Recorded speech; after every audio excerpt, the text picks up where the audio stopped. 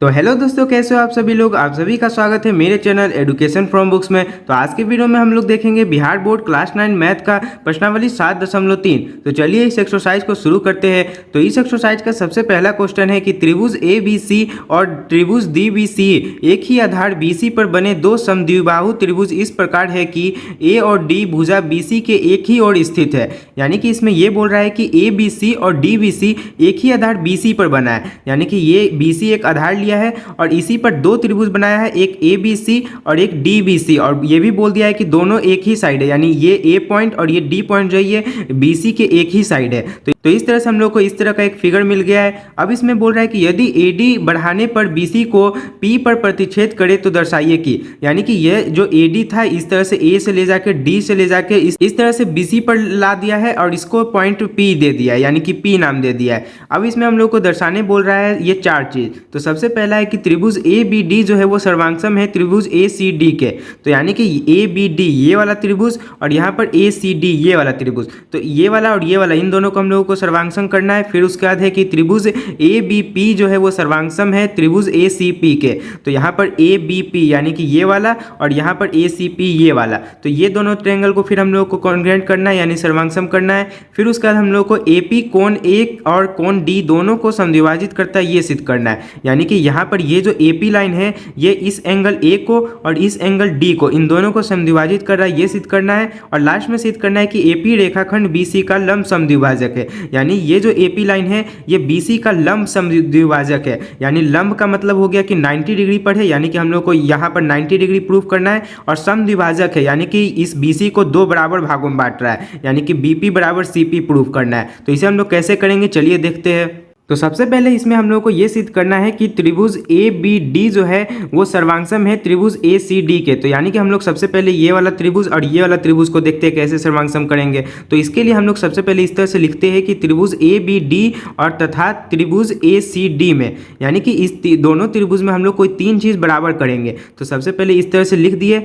अब इन दोनों में हम लोग देखते हैं कि क्या क्या बराबर है। तो सबसे पहले हम लोग को ये बोल दिया था कि ये वाला ए बी सी त्रिभुज और यहाँ पर ये डी बी सी त्रिभुज ये दोनों समद्विबाहु है। यानी कि यहाँ पर ए बी और ए सी बराबर होगा, ये वाला भुजा इसके बराबर होगा और ये वाला अगर समद्विबाहु है तो ये वाला इसके बराबर होगा, यानी बी डी सी डी के बराबर होगा। तो इस त्रिभुज में हम लोग देखें तो यहाँ पर ए बी आ रहा है और इस त्रिभुज में हम लोग का ए सी आ रहा है। यानी कि हम लोग इस तरह से ए बी बराबर ए सी लिख सकते हैं और ये हम लोग को क्वेश्चन में ही दिया है। और उसके बाद अब देखें तो ये वाला जो साइड है ये इसके भी बराबर हो जाएगा, यानी बी डी बराबर सी डी भी इस तरह से लिख सकते हैं। तो ये हम लोग बी डी बराबर सी डी लिख देंगे, ये भी हम लोग को दिया हुआ है। और उसके बाद अगर ध्यान से देखें तो ये जो तीसरा साइड है ये ए डी दोनों में कॉमन है, यानी उभयनिष्ठ है, यानी इसमें भी आ रहा है और इसमें भी आ रहा है। तो इस तरह से हम लोग यहाँ पर ए डी बराबर ए डी भी लिख देंगे, तो ये हम लोग का उभयनिष्ठ हो जाएगा। तो इस तरह से हम लोग को क्या पता चला कि तीनों ही साइड जो है वो बराबर है, यानी कि ये साइड इसके बराबर हो गया, ये वाला इसके बराबर और ये दोनों में उभयनिष्ठ हो गया। तो यानी कि एस एस एस यानी साइड साइड और साइड रूल से हम लोग कह सकते हैं कि ये दोनों सर्वांगसम होगा। तो इस तरह से हम लोग लिख देंगे कि त्रिभुज ए बी डी जो है वो सर्वांगसम है त्रिभुज ए सी डी के, और ये हम लोग का एस एस एस रूल से हो गया। अब दूसरा में हम लोग को सिद्ध करना था त्रिभुज ए पी बी और दूसरा त्रिभुज है हम लोग का ए सी पी। तो इन दोनों में करना है, यानी ए बी पी हम लोग को दिख रहा है ये वाला है और ए सी पी ये वाला है। तो इन दोनों को हम लोग कैसे करेंगे सर्वांगसम, तो इसमें भी हम लोग इस तरह से पहले लिख लेंगे तथा करके, यानी कि इन दोनों त्रिभुज में क्या क्या बराबर है वो देखना है। तो सबसे पहले हम लोगों को दिख रहा है कि इस त्रिभुज में और इस त्रिभुज में भी हम लोग का ये और ये दोनों आ ही रहा है, यानी कि ए बी बराबर ए सी इसमें भी आ जाएगा। तो ए बी बराबर ए सी इस तरह से लिख दिए दिया करके। और उसके बाद इसमें भी हम लोग को दिख रहा है कि ए पी दोनों में आ रहा है, यहाँ पर इस त्रिभुज में भी और इस त्रिभुज में भी आ रहा है। तो इस तरह से ए पी बराबर ए पी भी लिख देंगे, तो ये हम लोग का क्या हो जाएगा उभयनिष्ठ हो जाएगा। तो इस तरह से उभयनिष्ठ लिख लेंगे। और उसके बाद तीसरा चीज़ अगर देखें तो ध्यान से देखिए यहाँ पर ए और ए बी जो है वो ए सी के बराबर है, यानी अगर ये दोनों बराबर है तो हम लोग कह सकते हैं कि इसके सम्मुख वाला जो कोण होगा वो भी बराबर होगा, यानी ये वाला कोण जो होगा वो इसके बराबर होगा। तो यानी कि हम लोग यहाँ पर लिख सकते हैं कि एंगल ए बी पी जो होगा वो बराबर होगा एंगल ए सी पी के। तो ये हम लोग का किस लिए हो जाएगा, तो आप लोग पूरा इस तरह से कारण लिखिएगा कि दो बराबर भुजाओं के सम्मुख का कोण है इसलिए ये बराबर है।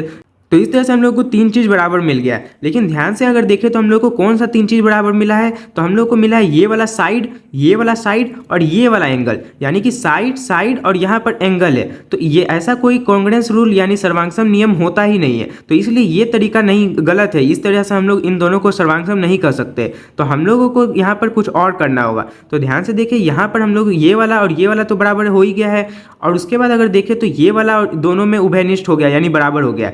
अगर हम लोग को ये वाला एंगल और ये वाला एंगल बराबर मिल जाए, तब हम लोग कह सकते हैं कि साइड एंगल साइड रूल से ये कॉन्ग्रुएंस हो जाएगा, सर्वांगसम हो जाएगा।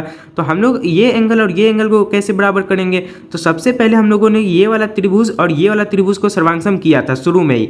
तो इसी वजह से हम लोग अब कह सकते हैं कि यहाँ पर BAD, यानी कि अगर हम लोग देखें तो ये जब भी सर्वांगसम हो जाता है तो जो भी ऑर्डर में होता है वो बराबर हो जाता है। यानी कि BAD अगर ले तो यहाँ पर CAD इस ऑर्डर में लेते हैं, तो इस तरह से ये दोनों एंगल बराबर आ जाएगा। तो अब यहाँ पे हम लोग लिख सकते हैं कि एंगल BAD जो है वो बराबर हो जाएगा एंगल CAD के। तो इस तरह से हम लोग को ये वाला साइड, ये वाला एंगल और ये वाला साइड से हम लोग अब कह सकते हैं कि ये दोनों सर्वांगसम है। तो यहाँ पर ये वाला जो एंगल और एंगल था, इसको बराबर करने का हम लोगों को कोई जरूरत नहीं था, तो इसे हम लोग जो इस तरह से काट देंगे। तो हम लोगों को बस ये वाला और ये वाला, ये तीनों से अब हम लोग कह सकते हैं कि ये सर्वांगसम है। तो इस तरह से फिर हम लोग लिख देंगे कि त्रिभुज ABP जो है वो सर्वांगसम हो गया त्रिभुज ACP के, और ये हम लोग का किससे हुआ है, SAS रूल से। अब उसके बाद तीसरा नंबर में हम लोग को सिद्ध करना है कि AP कोण A और कोण D दोनों को समद्विभाजित करता है, यानी कि हम लोग को ये वाला एंगल और ये वाला एंगल बराबर करना है, और ये वाला एंगल और ये वाला एंगल बराबर करना है। तो सबसे पहले अगर हम लोग देखें तो ये वाला और ये वाला एंगल तो अभी हम लोगों ने बराबर कर ही दिया है, यानी कि अगर ये दोनों त्रिभुज सर्वांगसम हो गया है तो हम लोग डायरेक्ट कह सकते हैं कि ये दोनों एंगल बराबर है। तो इसलिए ये जो AP लाइन होगा वो एंगल A को समद्विभाजित कर रहा है। अब इसके लिए हम लोग को क्या करना पड़ेगा कि इस त्रिभुज और इस त्रिभुज को अब सर्वांगसम करना पड़ेगा। तो इन दोनों त्रिभुज को हम लोग कैसे सर्वांगसम करेंगे, तो इस तरह से हम लोग लिखेंगे त्रिभुज BDP तथा दूसरा त्रिभुज फिर है CDP। तो इन दोनों त्रिभुज में अब देखते हैं कि क्या क्या बराबर है। तो सबसे पहले अगर हम लोग देखें तो यहाँ पर BD बराबर CD है, क्योंकि हम लोगों को क्वेश्चन में ही दे दिया था कि ये एक समद्विबाहु त्रिभुज है। तो इस तरह से हम लोग लिख देंगे BD बराबर CD, ये हम लोग का दिया है। और उसके बाद अब दूसरा देखें तो ध्यान से देखिए, यहाँ पर ये दोनों जो है ये कॉमन आ रहा है दोनों में, यानी कि हम लोग इस तरह से फिर लिख सकते हैं कि DP बराबर DP। तो दोनों में इस तरह से DP बराबर DP लिख दिए, ये हम लोग का क्या हो गया, उभयनिष्ठ। अब उसके बाद अगर इसका तीसरा साइड देखें, यानी कि ये वाला जो साइड है BP और CP, तो ये दोनों भी बराबर होगा, क्योंकि अभी हम लोगों ने ये वाला जो त्रिभुज कॉन्ग्रुएंट कर दिया था, यानी कि ये पूरा और ये पूरा वाला। तो इसलिए हम लोग कह सकते हैं कि BP और CP बराबर होगा। तो इस तरह से हम लोग लिख देंगे कि BP बराबर CP। तो ये हम लोगों का जो है CPCT से हो जाएगा, यानी कि यहाँ पे ये दोनों जो त्रिभुज हम लोगों ने कॉन्ग्रुएंट किया था, इससे हम लोग CPCT सब कह सकते हैं कि ये दोनों बराबर है। तो इस तरह से हम लोगों को यानी कि तीनों ही साइड बराबर मिल गया। तो SSS यानी साइड साइड साइड रूल से हम लोग कह सकते हैं कि ये दोनों जो है ये सर्वांगसम होगा। ये हम लोगों का किससे हुआ है, SSS रूल से। तब उसके बाद अब हम लोग कह सकते हैं कि ये वाला एंगल BDP और CDP ये दोनों भी बराबर हो जाएगा, यानी कि BDP और CDP हम लोग को इस तरह से ऑर्डर में दिख रहा है। तो ये हम लोग का BDP जो है ये बराबर हो जाएगा CDP के। तो इससे हम लोग को पता चल गया कि ये जो AP लाइन है ये इस एंगल का समद्विभाजक है। फिर उसका चौथा में हम लोग को सिद्ध करना है कि AP रेखाखंड BC का लंब समद्विभाजक है, यानी कि ये जो AP है ये इस BC का लंब समद्विभाजक है। यानी कि हम लोग को सबसे पहले ये सिद्ध करना है कि यहाँ पर और यहाँ पर 90 डिग्री है, और हम लोग को फिर ये सिद्ध करना है कि ये दोनों बराबर भी है, तब हम लोग का ये लंब समद्विभाजक कहलाएगा। तो सबसे पहले यहाँ पर BP और CP तो पहले ही हम लोग को बराबर कर चुके हैं, यानी ये वाला ट्रेंगल और ये वाला ट्रेंगल कॉन्ग्रुएंट किए थे, तो इससे ये दोनों बराबर आ गया था। अब हम लोग को बस यहाँ पर 90 डिग्री और यहाँ पर भी 90 डिग्री करना है। तो उसके लिए हम लोग क्या करेंगे कि ध्यान से देखिए, सबसे पहले हम लोगों ने ये वाला और ये वाला इन दोनों ट्रायंगल को कॉन्ग्रुएंट कर दिया था, यानी सर्वांगसम कर दिया था। तो अब हम लोग कह सकते हैं कि ये वाला एंगल और ये वाला एंगल दोनों बराबर होगा। तो यानी कि हम लोग इसको इस तरह से लिख सकते हैं कि एंगल APB जो होगा वो बराबर होगा एंगल APC के। और ध्यान से देखें तो ये दोनों एक ही लाइन पर इस तरह से, यानी कि ये दोनों जो है रेखे के युग्म से दोनों 180 डिग्री के बराबर होगा। यानी कि APB प्लस एंगल APC अगर कर दे तो हम लोग का 180 डिग्री आएगा। तो ये हम लोग का लीनियर पेयर यानी कि रैखिक युग्म से आएगा। तो अब हम लोग देख सकते हैं कि ये दोनों एंगल बराबर है। तो यानी कि हम लोग इसको टू एंगल APB भी लिख सकते हैं, क्योंकि दोनों ही बराबर है। तो ये हम लोग का बराबर में 180 डिग्री आ जाएगा। तो यानी कि हम लोग का एंगल APB जो है वो 90 डिग्री आ जाएगा इस तरह से। यानी कि ये 90 डिग्री आ गया और ये भी 90 डिग्री ही होगा। तो इस तरह से दोनों हम लोग का 90 डिग्री आ जाएगा। तो इस तरह से ये भी प्रूव हो जाएगा कि AP रेखाखंड BC का लंब समद्विभाजक है। तो अब क्वेश्चन नंबर 2 देखते हैं। तो इसमें है कि एडी एक समद्विबाहु त्रिभुज ए बी सी का एक शीर्षलंब है जिसमें ए बी बराबर ए सी है। यानी कि इसमें बोल रहा है कि ए बी सी इस तरह से एक त्रिभुज है जो कि समद्विबाहु त्रिभुज है। यानी अगर यहाँ पर ए बी सी इस तरह से देखें तो इसमें हम लोग को बोला है कि ए बी बराबर ए सी है, यानी ये इसके बराबर है। और अब बोल रहा है कि ए डी इसका एक शीर्षलंब है, यानी कि यहाँ पर ए डी इस तरह से एक लाइन है जो कि शीर्षलंब है। तो शीर्षलंब का मतलब होता है कि यहाँ पर जो इसका सम्मुख वाला यानी कि इस भुजा के सबसे ऊपर में जो ये शीर्ष है यहाँ से ले जाके एक इस तरह से लाइन पर आ जाता है जो कि 90 डिग्री पर होता है, तो इसको हम लोग शीर्षलंब बोलते हैं। तो अब हम लोगों को इसमें बोल रहा है कि दर्शाइए कि अब ये दो चीज़ हम लोग को इसमें सिद्ध करना है। यानी सबसे पहला है कि एडी रेखाखंड बीसी को समद्विभाजित करता है, यानी कि हम लोग को यहाँ पर बीडी बराबर सीडी करना है, यानी समद्विभाजित कर रहा है एडी लाइन, ये हम लोग को सिद्ध करना है। और दूसरा है कि एडी कोण ए को समद्विभाजित करता है, यानी कि ये जो एडी लाइन है ये कोण ए को भी समद्विभाजित कर रहा है, यानी कि ये वाला एंगल और ये वाला एंगल बराबर है, ये सिद्ध करना है। तो इन दोनों को कैसे सिद्ध करेंगे चलिए देखते हैं। तो ध्यान से देखिए, इसमें सबसे पहले हम लोग को ये सिद्ध करना है कि एडी रेखाखंड बीसी को समद्विभाजित करता है, यानी कि ये जो बीसी है इसको समद्विभाजित करता है ये एडी रेखा। तो इसके लिए हम लोगों को यानी कि ये सिद्ध करना होगा कि बीडी और सीडी ये दोनों बराबर है। तो हम लोग अगर ध्यान से देखें तो सबसे पहले हम लोग को यहाँ पर एक त्रिभुज ये और एक त्रिभुज ये दिख रहा है। अगर हम लोग इन दोनों को सर्वांगसम कर दे तो हम लोग कह सकते हैं कि बीडी और सीडी बराबर होगा। तो सबसे पहले हम लोग देखते हैं कि इसको हम लोग सर्वांगसम कैसे करेंगे। तो सबसे पहले हम लोग इस तरह से लिख लेंगे कि ए बी डी तथा त्रिभुज ए सी डी में, तो इन दोनों त्रिभुज में अब हम लोग देखते हैं कि क्या क्या बराबर है। तो सबसे पहले हम लोग को बोला गया था कि एडी जो है वो शीर्षलंब है, यानी कि यहाँ पर 90 डिग्री होगा और यहाँ पर भी 90 डिग्री होगा। तो यानी कि ये हम लोग का राइट एंगल होगा, यानी 90 डिग्री वाला एंगल होगा। तो यहाँ पर हम लोग इस तरह से लिख देंगे कि ए डी बी बराबर हो जाएगा ए डी सी के, और ये हम लोग का दोनों ही बराबर हो जाएगा 90 डिग्री के। अब उसके बाद आप लोगों को पता होगा कि ये जो 90 डिग्री होता है इसके ठीक सामने वाला जो भुजा होता है उसको कर्ण बोलते हैं, यानी कि इसमें हम लोगों का कर्ण ए बी होगा। तो इस तरह से ये भी बराबर है, यानी ए बी बराबर ए सी दिया हो तो हम लोग इस तरह से लिख लेंगे कि कर्ण ए बी बराबर कर्ण ए सी होगा। अब ध्यान से देखिए, तीसरा हम लोगों को दिख रहा है कि एडी दोनों में उभयनिष्ठ है, यानी कि एडी इसमें भी आ रहा है और एडी इसमें भी आ रहा है। तो इस तरह से हम लोग लिख लेंगे एडी बराबर एडी, और ये हम लोग का क्या हो जाएगा, उभयनिष्ठ। तो अगर हम लोग देखें तो इन सब से हम लोगों को क्या पता चल रहा है कि सबसे पहले तो ये राइट एंगल, यानी कि दोनों 90 डिग्री है तो राइट एंगल हो गया, ये हाइपोटेन्यूज हो गया और ये साइड हो गया, यानी आर एच एस रूल से हम लोग कह सकते हैं कि ये दोनों क्या है, सर्वांगसम है। तो अब हम लोग लिख लेंगे त्रिभुज ए बी डी जो है वो सर्वांगसम हो गया त्रिभुज ए सी डी के, और ये किस रूल से, तो आर एच एस रूल से। अब हम लोग कह सकते हैं कि यहाँ पर हम लोग को दिख रहा है बी डी और सी डी इस तरह से ऑर्डर में, तो यानी कि बी डी बराबर सी डी आ जाएगा हम लोग का सी पी सी टी से। तो इससे हम लोग का ये सिद्ध हो जाएगा कि ये जो AD है ये BC का क्या है, समद्विभाजक है। अब उसका दूसरा है कि AD कोण A को समद्विभाजित करता है, यानी कि हम लोग को ये वाला एंगल और ये वाला एंगल बराबर करना है। तो ये भी हम लोग इसी से कह सकते हैं, यानी BAD अगर देखें तो एंगल BAD, तो यहाँ पर BAD और यहाँ पर CAD दोनों एक ही ऑर्डर में आ जाएगा। तो इसलिए ये दोनों भी इस तरह से बराबर हो जाएगा, यानी BAD और CAD बराबर हो गया ये भी CPCT से। तो इससे भी हम लोग कह सकते हैं कि AD जो है वो एंगल A यानी इस एंगल को समद्विभाजित कर रहा है। तो अब क्वेश्चन नंबर 3 देखते हैं। तो इसमें है कि एक त्रिभुज ABC की दो भुजाएं AB और BC तथा माध्यिका AM क्रमशः एक दूसरे त्रिभुज की भुजाओं PQ और QR तथा माध्यिका PN के बराबर है।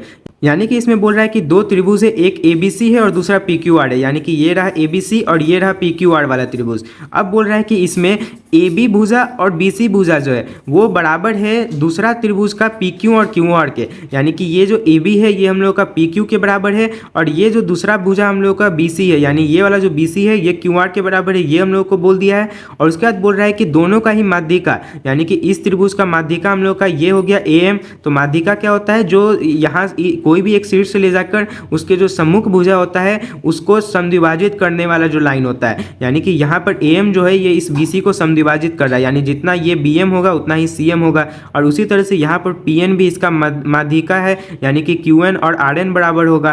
तो यहाँ पर ये दोनों जो माध्यिका है ये भी बराबर है, यानी कि AM और PN भी बराबर है। तो इसके बाद अब हम लोग को इसमें बोल रहा है कि दर्शाइए कि त्रिभुज ABM जो है वो सर्वांगसम है त्रिभुज PQN के, यानी कि यहाँ पर ABM वाला त्रिभुज और यहाँ पर PQN वाला त्रिभुज ये दोनों सर्वांगसम है, ये हम लोग को दर्शाना है। और दूसरा में हम लोग को त्रिभुज ABC और त्रिभुज PQR को सर्वांगसम करना है, यानी कि ये वाला पूरा त्रिभुज और ये वाला पूरा त्रिभुज को सर्वांगसम करना है। तो इन दोनों को हम लोग कैसे करेंगे चलिए देखते हैं।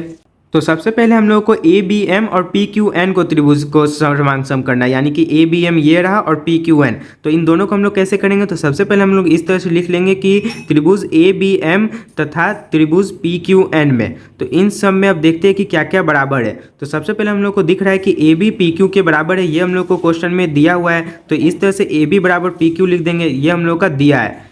उसके बाद हम लोगों को ये भी दिया हुआ है कि ये जो माध्यिका ए एम है और इसका जो माध्यिका पी एन है, ये दोनों भी बराबर है, यानी कि हम लोग इस तरह से ए एम बराबर पी एन लिख सकते हैं। तो ये भी हम लोग का क्वेश्चन में ही दिया है, तो इस तरह से दिया है लिख देंगे। और अब हम लोग देखें तो ये वाला और ये वाला बराबर हो गया है। अब क्वेश्चन में हम लोग को ये दिया हुआ था कि बी सी और क्यू आर बराबर है, तो यहाँ पर अगर हम लोग लिखें कि बी सी बराबर क्यू आर, और हम लोगों को ये भी दिया होता है कि ए एम जो है माध्यिका है, यानी कि बी एम और सी एम बराबर होगा, यानी कि अगर हम लोग यहाँ पे दोनों तरफ हाफ कर दे यानी आधा कर दे, तो हाफ बी सी बराबर हाफ क्यू आर हो जाएगा। और हाफ बी सी को हम लोग जो है यहाँ पर बी एम लिख सकते हैं, क्योंकि ये और ये बराबर है, बी एम और सी एम बराबर है। तो यानी कि अगर इस पूरे का हम लोग आधा करेंगे तो हम लोग बी एम लिख सकते हैं, तो ये हम लोग का बी एम हो जाएगा। और इस तरह से यहाँ पर पी एन जो है ये भी एक माध्यिका है, यानी कि क्यू आर का हम लोग आधा करेंगे तो हम लोग यहाँ पर क्यू एन लिख सकते हैं, तो ये हम लोग का बी एम बराबर क्यू एन आ जाएगा। तो अब यहाँ पर हम लोग इस तरह से बी एम बराबर क्यू एन लिख देंगे। तो ये हम लोगों को इस तरह से क्या मिल गया कि ये वाला साइड इसके बराबर, ये साइड इसके बराबर और ये साइड इसके बराबर, यानी कि तीनों साइड बराबर हो गया। तो अब हम लोग लिख सकते हैं कि त्रिभुज ए बी एम जो होगा वो सर्वांगसम होगा त्रिभुज पी क्यू एन के, किससे, तो एस एस एस रूल से, यानी साइड साइड साइड रूल से। अब दूसरा में हम लोग को ए बी सी और पी क्यू आर यानी इस पूरे त्रिभुज को करना है सर्वांगसम। तो इसके लिए हम लोग क्या करेंगे, तो सबसे पहले इसमें भी हम लोग इस तरह से लिख लेंगे त्रिभुज ए बी सी तथा त्रिभुज पी क्यू आर में। अब देखते हैं इसमें क्या क्या बराबर है। तो सबसे पहले इसमें भी हम लोग देखें तो ए बी पी क्यू के बराबर है, तो यहाँ पर ए बी बराबर पी क्यू इस तरह से लिख लेंगे, ये हम लोग का क्वेश्चन में दिया है। अब उसके बाद हम लोग को ये भी दिया है कि ये वाला जो है बी सी है ये क्यू आर के बराबर है, तो ये भी हम लोग इस तरह से बी सी बराबर क्यू आर लिख लेंगे, ये भी हम लोग को क्वेश्चन में दिया है। और अब हम लोग देखें तो यहाँ पर हम लोगों ने अभी ये वाला ट्रेंगल और ये वाला ट्रेंगल को सर्वांगसम किया था, तो इसलिए अब हम लोग कह सकते हैं कि ये वाला एंगल और ये वाला एंगल बराबर होगा, यानी ए बी एम। तो यहाँ पर ए बी एम और यहाँ पर पी क्यू एन दोनों हम लोग को ऑर्डर में दिख रहा है, तो इसलिए ये और ये बराबर हो जाएगा। तो यहाँ पर हम लोग इस तरह से लिख लेंगे एंगल ए बी एम और बराबर एंगल पी क्यू एन। तो ये हम लोगों का किससे हो गया, CPCT से। तो यानी कि CPCT से, या फिर यहाँ पर आप लोग सबसे पहले ऊपर इस चीज़ को लिख दीजिएगा यहाँ पर CPCT करके, और फिर यहाँ पर वापस से लिखिएगा और यहाँ पर लिखिएगा कि ऊपर सिद्ध किया गया है, तो इस तरह से लिख दीजिएगा। तो इस तरह से हम लोग को क्या मिला कि ये वाला साइड इसके बराबर हो गया, ये वाला साइड इसके बराबर हो गया और ये वाला एंगल इसके बराबर हो गया, यानी कि साइड एंगल और साइड रूल से हम लोग कह सकते हैं कि ये दोनों सर्वांगसम हो जाएगा। तो इस तरह से लिख देंगे ट्रेंगल ABC जो है वो सर्वांगसम हो गया ट्रेंगल पी क्यू आर के, और ये हम लोग का हो गया किस रूल से, तो SAS यानी साइड एंगल साइड रूल से। अब क्वेश्चन नंबर 4 देखते हैं। तो इसमें है कि BE और CF एक त्रिभुज ABC के दो बराबर शीर्षलंब है, यानी कि इसमें बोल रहा है कि एक त्रिभुज है इस तरह से ABC, और इसमें बोल रहा है कि दो शीर्षलंब बनाया है, और BE और CF यानी कि B से ले जाके इस तरह से एक बनाया और C से इस तरह से, जो कि 90 डिग्री पड़े, तो इसी को शीर्षलंब बोलते हैं। तो ये हम लोग का BE और ये हम लोग का CF हो जाएगा। और अब इसमें फिर बोल रहा है कि RHS सर्वांगसमता नियम का प्रयोग करके सिद्ध कीजिए कि ट्रेंगल ABC एक समद्विबाहु त्रिभुज है, यानी कि ABC जो है वो एक समद्विबाहु त्रिभुज है, यानी कि इसका कोई दो साइड बराबर है, ये हम लोग को सिद्ध करना है। तो इसे हम लोग कैसे करेंगे, चलिए देखते हैं। तो ध्यान से देखिए इसे हम लोग कैसे बनाएंगे। तो इसमें बोल रहा है कि RHS रूल का इस्तेमाल करके बनाना है। तो हम लोग क्या करेंगे, सबसे पहले हम लोग को यहाँ पर एक त्रिभुज दिख रहा है ये वाला और ये वाला, अगर हम लोग इन दोनों को ही कॉन्ग्रेंट कर दे तब हम लोग कह सकते हैं कि ये दोनों साइड बराबर है, क्योंकि इन दोनों को कॉन्ग्रेंट करने से क्या होगा कि फिर हम लोग कह सकते हैं कि ये एंगल और ये एंगल बराबर है, और अगर ये दोनों एंगल बराबर होगा तब AB बराबर AC भी हो जाएगा। तो सबसे पहले हम लोग देखते हैं कि इन दोनों को सर्वांगसम करेंगे कैसे। तो हम लोग इस तरह से लिखेंगे कि ट्रेंगल BFC, तो त्रिभुज BFC तथा और दूसरा त्रिभुज हम लोग लेते हैं तो BFC और यहाँ पर CEB लेते हैं। तो इन दोनों ट्रायंगल में अब देखते हैं कि क्या क्या बराबर है। तो सबसे पहले हम लोग देखें तो यहाँ पर हम लोग को दिख रहा है कि ये 90 डिग्री है और ये भी 90 डिग्री है, यानी कि यहाँ पर CF और BE दोनों शीर्षलंब था, तो इसलिए यहाँ पर भी 90 होगा और यहाँ पर भी 90। तो इस ट्रायंगल में BFC वाला एंगल, तो यहाँ पर एंगल BFC बराबर हो जाएगा एंगल इस ट्रायंगल में कौन सा है CEB के। तो ये दोनों एंगल बराबर हो गया और दोनों ही 90 डिग्री के बराबर हो गया। अब दूसरा हम लोग देखें तो इसके ठीक सामने वाला जो हम लोग का भुजा होता है 90 डिग्री के सामने वाला, इसको हम लोग कर्ण बोलते हैं। तो यहाँ पर हम लोग देखें तो इसका कर्ण BC है और इसका भी कर्ण BC है, यानी कि दोनों ही बराबर है। तो इस तरह से हम लोग लिख सकते हैं कि कर्ण BC बराबर कर्ण BC। तो यानी ये दोनों ही हम लोगों का क्या हो जाएगा, उभयनिष्ठ हो जाएगा। अब उसके बाद ये देखिए कि क्वेश्चन में हम लोग को ये भी बोला था कि ये दोनों शीर्षलंब बराबर है, यानी कि BE और CF बराबर होगा। तो यहाँ पर हम लोग इस त्रिभुज में अगर सबसे पहले देखें तो हम लोग का CF आ रहा है, तो यानी कि हम लोग सबसे पहले इस तरह से CF लिखेंगे और बराबर, और इस त्रिभुज में हम लोग का BE आ रहा है, तो इस तरह से CF बराबर BE हो जाएगा। और ये हम लोग का क्वेश्चन में ही दिया है। तो इस तरह से अब हम लोग देखें तो हम लोग का ये मिला राइट एंगल, ये इसके ठीक सामने वाला साइड यानी हाइपोटेन्यूज, और एक साइड हम लोग को मिल गया बराबर यानी ये वाला साइड। तो इस तरह से RHS रूल से हम लोग कह सकते हैं कि ये दोनों सर्वांगसम होगा। तो अब हम लोग इस तरह से लिख देंगे त्रिभुज BFC जो है वो सर्वांगसम हो गया त्रिभुज CEB के, और ये हम लोग का RHS रूल से हो गया है। और अब हम लोग को इससे हम लोग को ये मिल गया कि ये वाला एंगल FBC, तो FBC बराबर हो जाएगा, तो FBC लिए तो यहाँ पर ECB लिखेंगे, तो ECB, तो ये दोनों ही एंगल जो है ये बराबर हो जाएगा CPCT से। और ध्यान से देखिए अगर ये एंगल और ये एंगल बराबर हो जाएगा तब हम लोग कह सकते हैं कि इसके सम्मुख वाला भुजा यानी AC जो है वो इसके सम्मुख वाला भुजा यानी AB के बराबर हो जाएगा। तो AC बराबर AB हो गया इस तरह से। तो हम लोगों का सिद्ध हो गया कि ये ABC एक क्या है, समद्विबाहु त्रिभुज है, क्योंकि इसमें दो साइड बराबर है। तो अब क्वेश्चन नंबर 5 देखते हैं। तो इसमें है कि ABC एक समद्विबाहु त्रिभुज है जिसमें AB बराबर AC है, यानी कि एक इस तरह से समद्विबाहु त्रिभुज लिया है ABC जिसमें AB और AC बराबर है, और इसमें बोल रहा है कि AP परपेंडिकुलर टू BC, यानी कि AP जो है वो लंबवत है BC पर, यानी इस BC पर AP इस तरह से एक लाइन बनाए जो कि लंबवत है यानी 90 डिग्री पर होगा।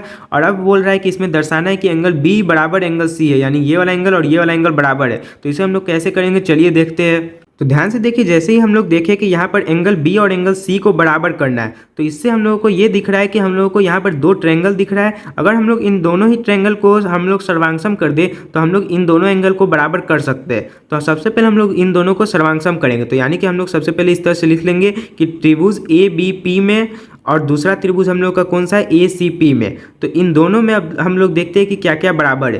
तो सबसे पहले अगर हम लोग देखें तो यहाँ पर हम लोग को दिख रहा है कि ये 90 डिग्री है और ये भी 90 डिग्री होगा, क्योंकि हम लोग को बोला था कि AP जो है वो परपेंडिकुलर है यानी लंबवत है BC पर। तो इसलिए हम लोग का आ जाएगा कि एंगल APB, तो ये हम लोग का जो है बराबर हो जाएगा एंगल APC के। तो ये दोनों ही बराबर हो गया और ये दोनों ही 90 डिग्री है। अब उसके बाद ध्यान से देखिए तो इसके ठीक सामने वाला जो हम लोग का भुजा होता है ये कर्ण होता है। तो यहाँ पर कर्ण AB और कर्ण AC भी बराबर हम लोग को दिया हुआ है। तो यानी कि कर्ण AB बराबर हो जाएगा कर्ण AC के। और उसके बाद हम लोग देखें तो यहाँ पर हम लोग को ये भी दिख रहा है कि यहाँ पर AP जो साइड है वो दोनों में हम लोग को उभयनिष्ठ दिख रहा है, यानी यहाँ पर इस ट्रायंगल में और इस ट्रायंगल में दोनों में AP आ रहा है। तो यहाँ पर हम लोग AP बराबर AP इस तरह से लिख लेंगे, तो ये हम लोग का क्या हो जाएगा, उभयनिष्ठ हो जाएगा। अब हम लोग देखें तो इससे हम लोगों का क्या पता चला कि राइट एंगल है दोनों, और उसके बाद इसके ठीक सामने वाला हाइपोटेन्यूज भी बराबर है यानी कर्ण बराबर है, और एक साइड बराबर है। तो यानी कि RHS रूल से हम लोग कह सकते हैं कि ये जो है ये क्या है, सर्वांगसम है, यानी त्रिभुज ABP जो है वो सर्वांगसम हो जाएगा त्रिभुज ACP के। तो ये हम लोग का RHS रूल से हो गया। अब जैसे ही ये दोनों बराबर हो गया तब हम लोग अब कह सकते हैं कि ABP यानी एंगल ABP जो होगा वो बराबर होगा एंगल ACP के, क्योंकि ये दोनों हम लोग को ऑर्डर में दिख रहा है। तो ये दोनों हम लोग का CPCT से बराबर हो जाएगा। तो यही हम लोग का एंगल B और एंगल C है, यानी कि ये ABP और ये ACP और कुछ नहीं बल्कि एंगल B और एंगल C ही है। तो यानी एंगल B बराबर एंगल C इस तरह से हम लोग का आ जाएगा। तो इसी के साथ ये प्रश्नावली यहीं पर समाप्त होता है। तो अब हम लोग मिलेंगे अगले प्रश्नावली में। जय हिंद।